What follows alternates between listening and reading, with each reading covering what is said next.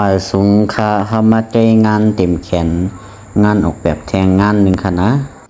งานนั้นได้ก็ได้ใจพยายามซ้ำเงาแหละไปเก้าป่าตั้งหมด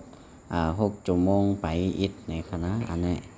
ที่ซ้ำอยู่3 รอบค่ะเนาะวางแผนไว้ได้ที่ซ้ำ3 รอบให้เหี่ยวในค่ะตั้งเสียนตั้งสีค่ะนะผิวลูกค้าก็ดีค่อนข้างเข้มอยู่อีกอ่อนหนึงนะคะก็ตีไรประมาณในค่ะนะอันนี้รอบที่2ค่ะรอบที่1ในที่เป็นเซนค่ะนะส่วนแต่ก็แล้วที่สนใจในจ้องคิวมาเลยค่ะหรือหน้าคิวค่ะเฮาว่างค่ะนะตักเข้ามาจ้องกันเลยค่ะตักเข้ามาตั้งแอปส่วนตัวตักเข้ามาตั้งแต่โปรไฟล์ TikTok จิ้มแล้วก็ตักเข้ามาหาเลยค่ะนะไว้สงค่าฝากกดไลค์กดแชร์แล้วก็กดติดตามปันผลงานค่ะนำๆค่ะนะได้ลงคลิปปันนำๆค่ะมาสงค่า